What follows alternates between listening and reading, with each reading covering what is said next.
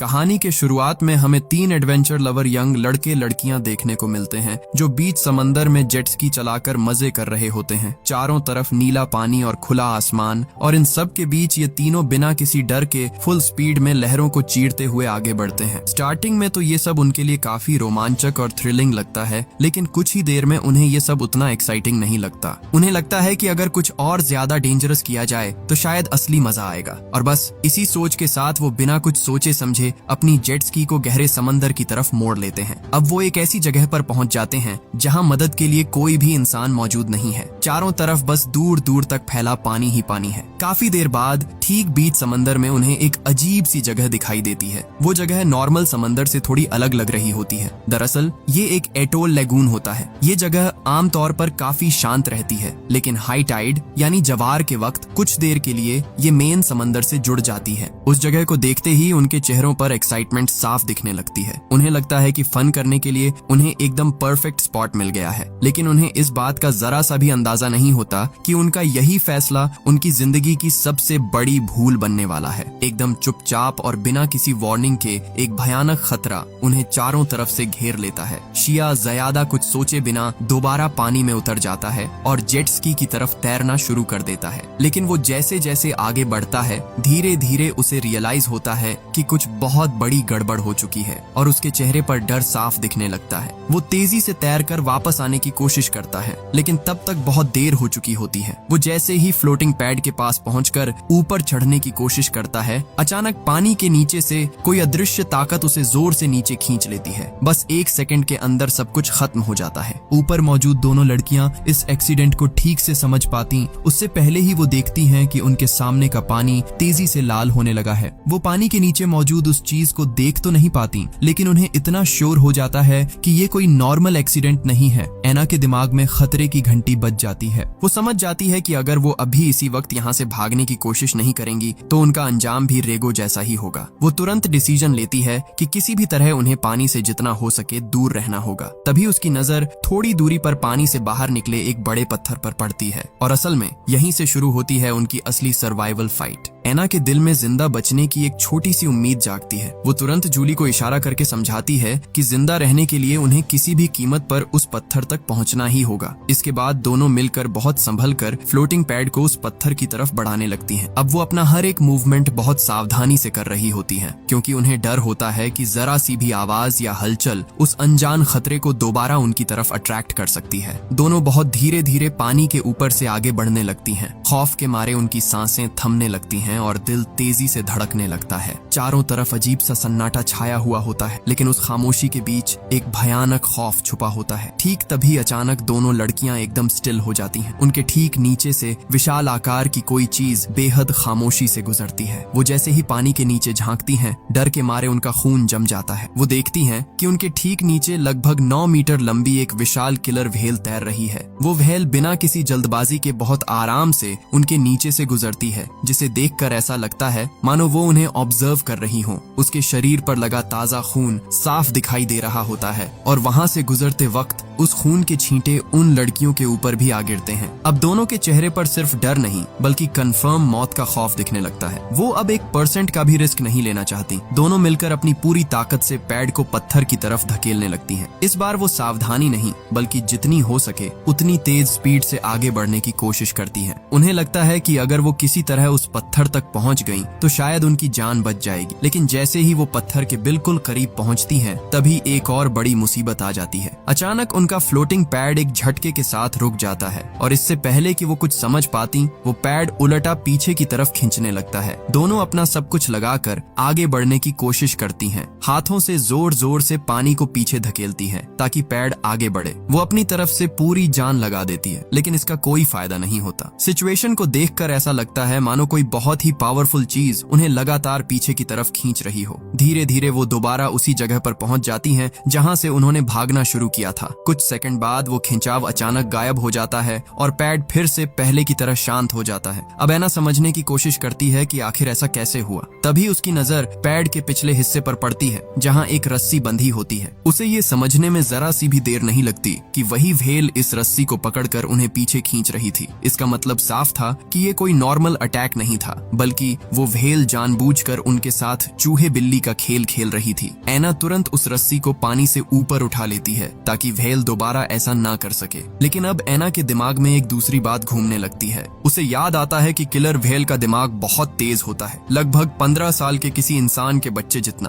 और वो व्हेल अब तक जिस तरह से बिहेव कर रही है उससे साफ पता चलता है कि वो सिर्फ शिकार नहीं कर रही बल्कि उनके साथ खेल रही है। ठीक तभी एना की नजर व्हेल की पीठ की तरफ जाती है और वो एक अजीब चीज नोटिस करती है। उस व्हेल की रीढ़ की हड्डी सीधी नहीं बल्कि थोड़ी मुड़ी हुई होती है। इसे देखते ही एना समझ जाती है कि ये कोई नॉर्मल जंगली व्हेल नहीं है। ये यकीनन काफी लंबे समय तक कहीं कैद में रही होगी, क्योंकि जिन व्हेल मछलियों को एक्वेरियम में रखा जाता है उन्हें खुलकर तैरने तक की जगह नहीं मिलती, इसलिए वो मजबूरी में बार बार एक ही घेरे में घूमती रहती हैं। इसकी वजह से उनकी पीठ के एक हिस्से पर एक्स्ट्रा प्रेशर पड़ता है और धीरे धीरे उनकी रीढ़ की हड्डी टेढ़ी हो जाती है। इसके अलावा शो के दौरान बार बार पानी से छलांग लगाने की वजह से भी उनकी बॉडी पर इसका असर पड़ता है। यानी बात बिल्कुल साफ थी कि ये व्हेल कभी इंसानों के बीच ही पली बड़ी है, लेकिन असली सवाल ये था कि वो अब इतनी भयानक और खूंखार कैसे बन गई। असल में ये व्हेल हाल ही में एक्वेरियम से आजाद की गई थी। लंबे समय तक कैद में रहने की वजह से उसकी हेल्थ बहुत खराब हो गई थी और एक्वेरियम के मैनेजमेंट को डर था कि शायद वो वहीं मर जाएगी या फिर कोई एक्सीडेंट हो जाएगा। इसीलिए मजबूरी में उन्होंने उसे वापस खुले समंदर में छोड़ दिया। लेकिन उन्होंने शायद एक बार भी नहीं सोचा था कि इतने सालों तक कैद में रहने के बाद अचानक खुले समंदर में आने पर वो कैसा रिएक्ट करेगी। एना के दिमाग में ये सारी बातें घूम रही होती हैं, लेकिन वो बहुत अच्छी तरह जानती है कि अभी इन सब चीजों के बारे में सोचने का बिल्कुल भी टाइम नहीं है। क्रूर सच तो ये है कि वो व्हेल उन्हें अपना दुश्मन मान चुकी है और अगर वो इसी तरह हाथ पर हाथ धरे बैठी रही तो वो एक एक करके उन सबको खत्म कर देगी। एना एक गहरी सांस लेती है, खुद को थोड़ा शांत करने की कोशिश करती है और फिर जूली की तरफ देखती है। वो उसे समझाती है कि अब उनके जिंदा बचने का सिर्फ एक ही रास्ता खुला है, चाहे जो हो जाए उन्हें उस पत्थर तक पहुंचना ही होगा। वो लगातार जूली को हिम्मत देती रहती है ताकि एक्स्ट्रा डर की वजह से वो कोई उल्टा पुल्टा डिसीजन ना ले ले। दोनों एक सही मौके का इंतजार करने लगती हैं। वो वेट करती हैं कि कब व्हेल उनके नीचे से हटेगी और उन्हें भागने के लिए थोड़ा सा टाइम मिलेगा। लेकिन तभी जूली अचानक अपने अंदर हिम्मत जुटाती है। उसके चेहरे पर डर साफ दिख रहा होता है, फिर भी वो एक बेहद खतरनाक फैसला ले लेती है। अगले ही पल वो किसी को कुछ बताए बिना सीधे पानी में छलांग लगा देती है। जूली की ये हरकत देखकर एना एक पल के लिए पूरी तरह सन्न रह जाती है। वो खुद खौफ के मारे पेड़ पर ही जमी रहती है और जूली अकेली पत्थर की तरफ तैरना शुरू कर देती है। जूली के अचानक पानी में कूदने से पूरी सिचुएशन और भी ज्यादा टेंशन से भर जाती है। एना अभी भी डर के मारे वहीं खड़ी रहती है, लेकिन जूली अब पीछे मुड़कर देखने का कोई रिस्क नहीं लेती। वो अपनी पूरी ताकत लगाकर पत्थर की तरफ तैरती चली जाती है। इस जल्दबाजी और हड़बड़ी में उसके बैग से सामान गिरकर पानी में बिखरने लगता है, लेकिन जान बचाने की धुन में उस वक्त उसका ध्यान इस तरफ बिल्कुल नहीं जाता। दूसरी तरफ एना की नजर अचानक पानी में तैरती एक जरूरी चीज पर पड़ती है। उसके हियरिंग एड की बैटरी पानी में बही जा रही थी। वो तुरंत उसे पकड़ने के लिए आगे हाथ बढ़ाती है, लेकिन ठीक तभी दूर से वो व्हेल दोबारा उनकी तरफ तेजी से आती हुई दिखाई देती है। डर के मारे एना फौरन बैटरी को छोड़ देती है और वापस पैड पर चढ़ जाती है। इस बार व्हेल सीधे एना पर अटैक नहीं करती, बल्कि उसका पूरा फोकस जूली पर होता है, जो पानी में बहुत तेजी से तैर रही थी। जूली अब पत्थर के काफी करीब पहुंच चुकी होती है। उसे भी पीछे से आते खतरे का एहसास हो जाता है, इसलिए वो बिना कुछ सोचे समझे जल्दी से पत्थर के किनारे पर चढ़ने की कोशिश करती है। वो पत्थर काफी नुकीले और उबड़ खाबड़ होते हैं, जिससे रगड़ खाकर उसके हाथ पैर छिल जाते हैं, लेकिन जान बचाने की खातिर वो उस दर्द को नजरअंदाज करके जैसे तैसे ऊपर चढ़ जाती है। एना ये सब देखकर थोड़ी राहत की सांस लेती है, लेकिन वो खुद अभी भी उसी फ्लोटिंग पैड पर फंसी होती है। वो तुरंत अपना बैग उठाती है और जूली की तरफ फेंक देती है ताकि बेहद जरूरी सामान उसके पास पहुंच सके। लेकिन इस आपाधापी में एक बहुत बड़ी गलती हो जाती है। फ्लोटिंग पैड से जुड़ी वो रस्सी दोबारा पानी में गिर जाती है और दोनों में से किसी का भी ध्यान इस बात पर नहीं जाता। पत्थर पर पहुंच चुकी जूली अब थोड़ा शांत होकर सोचना शुरू करती है और तभी उसके दिमाग में एक आइडिया आता है। वो हाथ में एक पत्थर उठाती है और कहती है कि वो व्हेल का ध्यान अपनी तरफ खींचेगी ताकि एना को भी वहां तक आने का मौका मिल सके। एना बहुत ज्यादा डरी होने के बावजूद खुद को रेडी करने लगती है। वो अपने अंदर हिम्मत जुटाती है और खुद को समझाती है कि अब या या तो जान बचानी है या फिर यहीं सब कुछ खत्म हो जाएगा। लेकिन वो जैसे ही कूदने के लिए खुद को तैयार करती है तभी उसके पीछे से अजीब सी सरसराहट की आवाज आती है, मानो कोई भारी चीज घिसट रही हो। उसे अचानक कुछ याद आता है और वो घबराकर पीछे मुड़ती है। वो देखती है कि पानी में गिरी वो रस्सी एकदम सीधी और तनी हुई है, जिसे देखकर ऐसा लगता है मानो पानी के नीचे से किसी ने उसे जोर से पकड़ रखा हो। अगले ही पल फ्लोटिंग पैड बहुत तेजी से अपनी हवा छोड़ने लगता है और धीरे धीरे पानी में डूबने लगता है। अब एना के पास कोई और ऑप्शन नहीं बचता, या तो वो वहीं बैठे बैठे डूब जाए या फिर पानी में कूदकर अपनी किस्मत आजमाए। आखिरकार वो हिम्मत करके पानी में छलांग लगा ही देती है। पानी में उतरते ही वो अपनी पूरी ताकत से तैरना शुरू कर देती है। उसके अंदर भयंकर खौफ चल रहा होता है, लेकिन अब उसके पास रुकने का कोई रास्ता नहीं है। हर एक सेकंड उसे ऐसा महसूस होता है मानो अभी नीचे से वो व्हेल आकर उसे दबोच लेगी, पर फिर भी वो नहीं रुकती। जी जान से कोशिश करने के बाद वो आखिरकार पत्थर तक पहुंच ही जाती है। ऊपर चढ़कर दोनों थकावट के मारे कुछ देर के लिए वहीं बैठ जाती है। वो थकी हुई हैं, डरी हुई हैं, लेकिन कम से कम जिंदा तो हैं। अब थोड़ा रिलीफ मिलने पर वो अपनी फिजिकल कंडीशन चेक करती हैं। जूली की जांघ बहुत बुरी तरह कट चुकी होती है, शायद नुकीले पत्थर पर चढ़ते वक्त ये जख्म हुआ था। एना तुरंत अपनी जैकेट उतारती है और पत्थर की मदद से उसे फाड़कर बैंडेज बना लेती है। वो आधा कपड़ा जूली के जख्म पर बांधती है और बाकी के आधे से अपने पैर की चोट को ढक लेती है, क्योंकि पानी में कूदते वक्त उसका पैर भी किसी नुकीली चीज से कट गया था। दोनों जैसे तैसे अपने जख्मों को संभालती हैं और कुछ देर बाद बैठकर पूरी सिचुएशन के बारे में सोचने लगती हैं। अब धीरे धीरे उन्हें पूरा मामला समझ में आने लगता है। वो अंदाजा लगाती हैं कि शायद वो व्हेल गलती से हाई टाइड के वक्त इस लैगून में आ गई थी और जब पानी का लेवल नीचे चला गया तो वो यहीं फंसकर रह गई। इसका मतलब ये जगह अब उसके लिए एक जेल बन चुकी है, बिल्कुल उसके पुराने एक्वेरियम की तरह। और शायद इसी कैदी वाली हालत की वजह से वो इतनी ज्यादा एग्रेसिव और आक्रामक हो चुकी है। वो जिसे भी इस जेल में आते देखती है उसे अपना दुश्मन समझकर उस पर हमला कर देती है। ये बात समझ आते ही दोनों के चेहरों पर घोर निराशा साफ दिखने लगती है। अब उनके पास न तो कोई जेट स्की है, न भागने का कोई रास्ता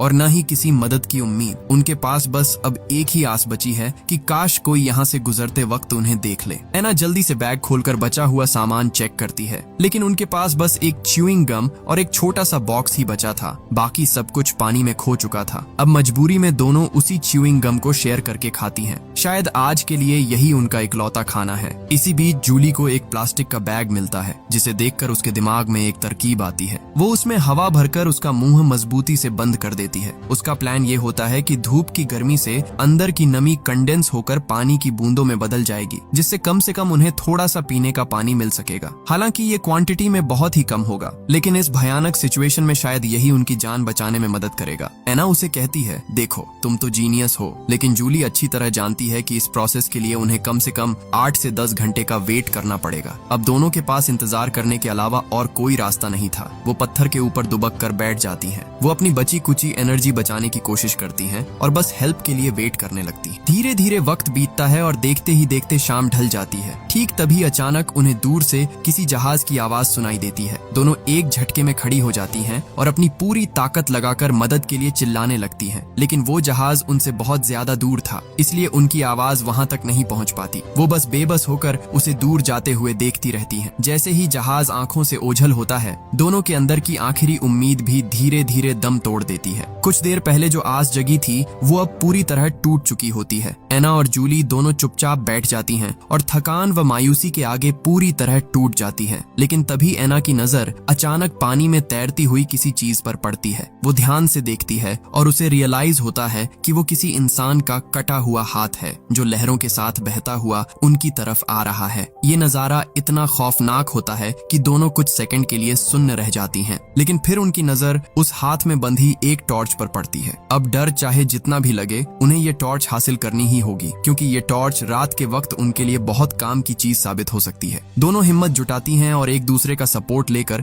धीरे धीरे पत्थर के किनारे तक पहुंचती हैं। उस मंजर को देखकर उन्हें उलटी आने जैसा फील होता है, लेकिन फिर भी वो जैसे तैसे उस कटे हुए हाथ से टॉर्च निकाल लेती हैं। अब कम से कम उनके पास एक ऐसी चीज आ चुकी थी जिससे रात में अगर कोई आसपास से गुजरे तो वो उसे सिग्नल दे सकती थी। धीरे धीरे रात बीतने लगती है, लेकिन कोई भी उन्हें बचाने नहीं आता। थकान, डर और भूख, ये तीनों चीजें मिलकर उन्हें मेंटली और फिजिकली तोड़ने लगती हैं। आखिरकार जब वो लगभग हार मानने ही वाली होती हैं, तभी उन्हें उस प्लास्टिक बैग की याद आती है। वो देखती हैं कि उसके अंदर पानी की छोटी छोटी बूंदें जमा हो चुकी हैं। दोनों बहुत सावधानी से उन बूंदों को पीती हैं, जिससे उनके सूखे गले को थोड़ी राहत मिलती है। लेकिन ये पानी इतना कम होता है कि इससे उनकी प्यास और कमजोरी बस नाम मात्र के लिए ही कम हो पाती है। इसी बीच ऐना को एक और बात याद आती है कि कल उसने वहाँ कुछ सीप देखे थे जो शायद खाने के लायक हो सकते हैं। ये सोचकर वो एक बहुत बड़ा रिस्क लेने का फैसला करती है। वो धीरे धीरे पानी में उतरती है और हर एक सेकंड उसके अंदर ये खौफ चल रहा होता है कि कहीं वो व्हेल दोबारा ना आ जाए। वो जल्दी जल्दी कुछ सीप उठाती है और वापस पत्थर पर चढ़ जाती है। इस आपाधापी में उसका सिर एक पत्थर से टकरा जाता है और उसे हल्की चोट भी लगती है, लेकिन फिर भी वो जैसे तैसे खाने का जुगाड़ करके ले आती है। अब प्रॉब्लम ये थी कि उन सख्त सीपों को खोला कैसे जाए। उनके पास उन्हें खोलने के लिए कोई टूल तो था नहीं। ऐना कुछ देर सोचती है और फिर मजबूर होकर अपने बैग से वो छोटा बॉक्स निकालती है। जूली उसे देखते ही उसे रोकने की कोशिश करती है, क्योंकि वो कोई नॉर्मल बॉक्स नहीं था। दरअसल उसमें ऐना के एक्स बॉयफ्रेंड की अस्थियां रखी हुई थीं। यहीं से ऐना की जिंदगी का एक बेहद दर्दनाक सच हमारे सामने आता है। असल में ऐना पहले एक बहुत ही टैलेंटेड सेलो प्लेयर थी, लेकिन एक रात जब वो पार्ट टाइम जॉब कर रही थी, तब वहाँ एक डकैती हो जाती है। उस हादसे में उसके कान बुरी तरह डैमेज हो जाते हैं और उसे ठीक से सुनाई देना बंद हो जाता है। और सबसे बड़ी बात ये थी कि उसका बॉयफ्रेंड, जिसने उसे बचाने की कोशिश की थी, डकैतों की गोली लगने से वहीं मारा गया था। उनकी इस ट्रिप का एक मकसद ये भी था कि ऐना अपने बॉयफ्रेंड की अस्थियों को समंदर में विसर्जित कर सके, ताकि उसकी आत्मा को शांति मिले। लेकिन इस वक्त के हालात ऐसे थे कि इमोशंस से ज्यादा उनका जिंदा रहना जरूरी था। आखिरकार दोनों मिलकर उस बॉक्स के ढक्कन से सीप को तोड़ती हैं और जान बचाने की खातिर उसके अंदर का कच्चा मांस खा लेती हैं। इसका टेस्ट बहुत ही गंदा और बदबूदार था, पर सरवाइव करने के लिए ये बेहद जरूरी था। अब चूंकि बॉक्स वैसे भी खुल चुका था, इसलिए ऐना डिसाइड करती है कि वो यहीं अपने बॉयफ्रेंड की अस्थियों को विसर्जित कर देगी। वो धीरे धीरे राख को पानी में बहा देती है और कुछ देर चुपचाप बैठकर उसे देखती रहती है। लेकिन ठीक तभी जूली के दिल में छुपा एक गहरा और काला सच बाहर आ जाता है। गिल्ट और पछतावे के मारे वो खुद को रोक नहीं पाती और पूरा सच ऐना के सामने उगल देती है। वो बताती है कि कुछ साल पहले जो डकैती हुई थी, वो कोई कोइंसिडेंस नहीं था। वो दरअसल जूली का ही बनाया हुआ एक प्लान था। ऐना ये सुनकर अंदर से पूरी तरह हिल जाती है। जूली बताती है कि उस वक्त उसे पैसों की सख्त जरूरत थी। उसे पता चला था कि जिस रेस्टोरेंट में ऐना काम करती है, वहाँ हर रात काफी कैश रहता है। इसी वजह से उसने अपने एक जानने वाले से वहाँ रॉबरी करवाई थी। लेकिन उस दिन ऐना ने अपनी शिफ्ट बदल ली थी, जिसकी वजह से वो खुद वहाँ मौजूद थी, और इसी वजह से वो भयानक हादसा हो गया जिसने ऐना की जिंदगी बर्बाद कर दी और उसके बॉयफ्रेंड की जान ले ली। ये खौफनाक और कड़वा सच सुनकर ऐना पूरी तरह टूट जाती है। अब ना तो उसे जूली की कोई बात सुननी थी और ना ही उसकी कोई सफाई। वो नफरत से उससे दूर हट जाती है, यहाँ तक कि वो अपने कान से हियरिंग एड भी निकाल कर फेंक देती है। ऐसा लगता है मानो वो जूली के साथ अपना हर रिश्ता हमेशा हमेशा के लिए खत्म कर देना चाहती हो। लेकिन तल्ख हकीकत तो ये थी कि वो चाहकर भी इस वक्त कहीं जा नहीं सकती थी। वो दोनों अभी भी उसी पत्थर पर फंसी हुई थीं और उनकी हालत दिन ब दिन बदतर होती जा रही थी। जूली को रियलाइज हो जाता है कि अगर उसने अब कोई बड़ा कदम नहीं उठाया तो वो दोनों यहाँ भूख प्यास से तड़प कर मर जाएंगी। इसलिए वो एक बेहद खौफनाक फैसला लेती है। खुद को खतरे में डालकर ही सही, वो ऐना के भागने का एक रास्ता बनाएगी। उसका प्लान होता है कि वो तैरते हुए उस तरफ जाएगी जहाँ से वो स्टार्टिंग में इस लैगून में आई थी, और ठीक उसी वक्त ऐना को मौका मिल जाएगा कि वो भी पानी में कूदकर सेफली किसी दूसरे पत्थर तक पहुंच सके। ये एक तरह से अपनी जान की बाजी लगाकर ऐना को बचाने की उसकी एक आखिरी और हताश कोशिश थी। धीरे से किसी को कुछ बताए बिना जूली पानी में उतर जाती है। चारों तरफ बिल्कुल सन्नाटा पसरा हुआ होता है। वो व्हेल कहीं ना कहीं घात लगाए बैठी थी। जूली के पानी में उतरते ही ऊपर से तो सब कुछ बहुत शांत दिखता है, लेकिन पानी के नीचे अंदर ही अंदर मौत का एक भयानक खेल शुरू हो चुका होता है। पानी की सतह पर अजीब सी खामोशी छाई होती है, बिल्कुल वैसे ही जैसे तूफान आने से पहले की शांति होती है। जूली जानती है कि व्हेल आसपास ही कहीं है, बस सही मौके के इंतजार में है। दूसरी तरफ ऐना ने चूंकि अपना हियरिंग एड निकाल दिया था, इसलिए उसे आने वाले इस खतरे का जरा सा भी एहसास नहीं हो पाता कि कब जूली चुपचाप पत्थर छोड़कर दूर तैरने लगी है। ऐना जब पीछे मुड़कर देखती है और जूली को वहाँ नहीं पाती, तो वो घबराकर जोर जोर से चिल्लाने लगती है। वो उसे वापस आने के लिए आवाजें देती है, लेकिन तब तक बहुत देर हो चुकी थी। जूली अपना आखिरी फैसला ले चुकी थी। अचानक पानी के भीतर से एक खौफनाक आवाज गूंजती है, एक ऐसी आवाज जो सीधे इंसान का दिल दहला दे। जूली समझ जाती है कि व्हेल ने उसे देख लिया है और वो उसी की तरफ आ रही है। अब वो अपनी पूरी ताकत झोंक देती है और बहुत तेजी से तैरना शुरू करती है। उसके उसके तैरने के हर एक स्ट्रोक के साथ अब उसकी जिंदगी की उम्मीद जुड़ी होती है। कुछ ही पलों में वो विशाल व्हेल पानी के नीचे से सामने आ जाती है और इस बार वो सीधे जूली के पीछे लग जाती है। एना ये सब देख लेती है और उसी पल उसे समझ आ जाता है कि जूली ने जानबूझकर अपनी जान दांव पर लगाई है ताकि एना को भागने का चांस मिल सके। अब एना के पास दोबारा सोचने का बिल्कुल टाइम नहीं था। वो एक सेकंड भी वेस्ट किए बिना पानी में छलांग लगा देती है और अपोजिट डायरेक्शन में अपनी पूरी ताकत से तैरने लगती है। लेकिन तभी कुछ अजीब होता है। वो व्हेल जो जूली के पीछे पड़ी थी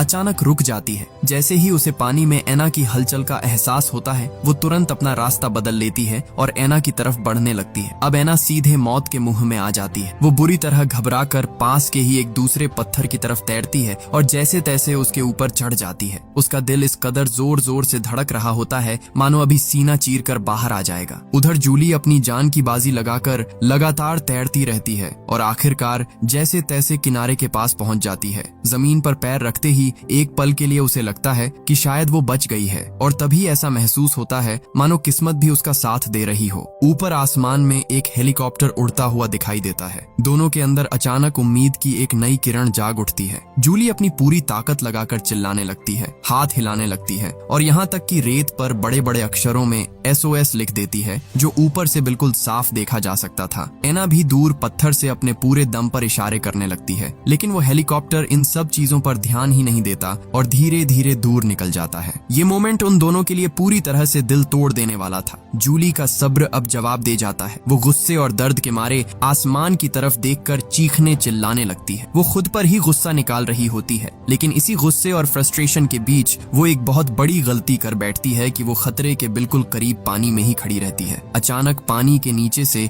एक जोरदार झटका लगता है। जूली जमीन को पकड़ने की कोशिश करती है, अपने नाखूनों से रेत को खुरचने लगती है ताकि खुद को पानी में खींचने से रोक सके। कुछ सेकंड के लिए लगता है कि शायद वो बच जाएगी लेकिन अगले ही पल वो व्हेल उसके पैर को जड़ से दबोचकर जोर से पानी के नीचे खींच लेती है। उसका पैर उसकी बॉडी से पूरी तरह अलग हो जाता है। इतने भयानक और जानलेवा जख्म के बाद जूली ज्यादा देर सरवाइव नहीं कर पाती और कुछ ही देर में एक्स्ट्रा ब्लीडिंग की वजह से वहीं दम तोड़ देती है। एना दूर से ये सब देखती है और अंदर से पूरी तरह बिखर जाती है। अब वो मौत के इस खेल में बिल्कुल अकेली रह गई थी। ना कोई दोस्त बचा था और ना ही मदद की कोई उम्मीद। चारों तरफ बस मौत का खौफ पसरा हुआ था। वो जिस पत्थर पर बैठी थी वो किनारे के काफी करीब तो था लेकिन साइज में बहुत छोटा था। वो बहुत मुश्किल से खुद को उसके ऊपर बैलेंस करके रखती है और डर के मारे हिल तक नहीं पाती। और तभी सिचुएशन पहले से ही जितनी खराब थी, आसमान भी अपना रंग बदलना शुरू कर देता है। पूरा आसमान काले बादलों से घिर जाता है और बिजलियां कड़कने लगती हैं जिससे साफ लगता है कि एक भयानक तूफान आने वाला है। क्योंकि एना का हियरिंग एड अब पूरी तरह से बंद हो चुका था इसलिए उसे कानों से कुछ भी सुनाई नहीं दे रहा होता। इस अचानक छाए सन्नाटे की वजह से उसका डर अब कई गुना ज्यादा बढ़ जाता है। अब एना ये भी समझ नहीं पाती कि खतरा कब और कहां से उसके ऊपर मंडराने लगेगा। डर के मारे वो टॉर्च जलाती है ताकि उसे थोड़ा सा हौसला मिल सके लेकिन किस्मत यहाँ भी उसका साथ नहीं देती। कुछ ही देर में वो टॉर्च भी पूरी तरह बंद हो जाती है। अब उसे सचमुच ऐसा लगने लगता है मानो पूरी दुनिया ने उसे बिल्कुल अकेला छोड़ दिया है। लेकिन तभी मूसलाधार बारिश शुरू हो जाती है। एना जल्दी जल्दी बारिश के पानी को इकट्ठा करके पीने लगती है। काफी समय बाद अपनी प्यास बुझाकर उसे असली राहत मिलती है लेकिन वो जैसे ही अपनी गर्दन घुमाती है उसकी नजर पानी पर पड़ती है। वो व्हेल दोबारा वहाँ आ चुकी होती है और इस बार वो एना के बिल्कुल करीब होती है। एना ध्यान से देखती है तो उसे व्हेल की आंख के पास एक लंबा सा निशान दिखाई देता है। वो अचानक ये फील कर पाती है कि शायद ये व्हेल बहुत ज्यादा दर्द और तकलीफ से गुजरी है जो सालों साल कैद में रही। एक पल के लिए एना के दिल में उसके प्रति थोड़ी हमदर्दी जागती है लेकिन वो जानती है कि आज या तो वो खुद बचेगी या फिर वो व्हेल। वो दूर जूली की लाश की तरफ देखती है और ठीक उसी पल उसके अंदर कुछ बदल जाता है। अब वो डर कर हार मानने वाली नहीं थी। ठीक उसी समय आसमान में एक बहुत तेज बिजली कड़कती है और बादलों की भयंकर गड़गड़ाहट होती है। एना समझ जाती है कि भागने का यही सबसे सही मौका है। वो ज्यादा सोचे बिना पत्थर से पानी में छलांग लगा देती है और अपनी पूरी ताकत से किनारे की तरफ तैरना शुरू कर देती है। हैरानी की बात ये होती है कि इस बार वो व्हेल उसे नहीं रोकती। असल में तूफान की वजह से पानी में इतनी ज्यादा आवाज और हलचल हो रही होती है कि व्हेल का इकोलोकेशन सिस्टम गड़बड़ा जाता है और वो शिकार को ठीक से ट्रैक नहीं कर पाती। इस मौके का फायदा उठाकर एना जैसे तैसे किनारे पर पहुंच जाती है। वो थक कर चूर हो चुकी है लेकिन कम से कम जिंदा है। वो सबसे पहले जूली के लिए रेत पर एक छोटी सी कब्र बनाती है और फिर खुद को संभालने की कोशिश करती है। तभी उसे याद आता है कि जूली का फोन वाटरप्रूफ था और शायद वो जेट स्की के स्टोरेज बैग में रखा हुआ है। वो अपनी जान बचाने के लिए आखिरी बार एक बड़ा रिस्क लेती है। वो दोबारा पानी में उतरती है और इस बार उसकी किस्मत उसका साथ देती है। वो उस बैग को ढूंढ निकालती है। उस बैग के अंदर फोन के साथ एक और चीज होती है, सेलो का एक छोटा सा पार्ट, जिसे जूली उसे गिफ्ट में देना चाहती थी ताकि एना अपनी पुरानी म्यूजिकल लाइफ दोबारा शुरू कर सके। लेकिन इस मोमेंट पर फोन सबसे ज्यादा जरूरी था, इसलिए वो बाकी चीजों को छोड़ देती है और फोन से हेल्प बुलाने की कोशिश करने लगती है। लेकिन तभी पानी में दोबारा हलचल शुरू हो जाती है। तूफान अब खत्म हो चुका होता है, जिसका मतलब था कि वो व्हेल अब फिर से पूरी तरह एक्टिव हो चुकी है। एना समझ जाती है कि अब जिंदा बचने का सिर्फ एक ही रास्ता बचा है और वो है सीधे आमने सामने की लड़ाई। वो पानी के नीचे जाती है, वहाँ डूबा हुआ वो नुकीला म्यूजिकल पार्ट उठाती है और वो व्हेल जैसे ही उस पर अटैक करने के लिए आगे बढ़ती है, एना अपनी पूरी ताकत से सीधे उसकी आंख पर वार कर देती है। व्हेल की एक आंख पूरी तरह डैमेज हो जाती है और ठीक उसी वक्त समंदर में हाई टाइड यानी ज्वार आने लगता है, जिससे वो लैगून एक बार फिर मेन समंदर से जुड़ जाता है। अब वो व्हेल बदला लेने के बजाय खुले समंदर की तरफ निकल जाती है और एना आखिरकार बच जाती है। वो लाइफ जैकेट के सहारे पानी के ऊपर तैरते हुए मदद का इंतजार करने लगती है और ठीक यहीं पर ये कहानी खत्म हो जाती है।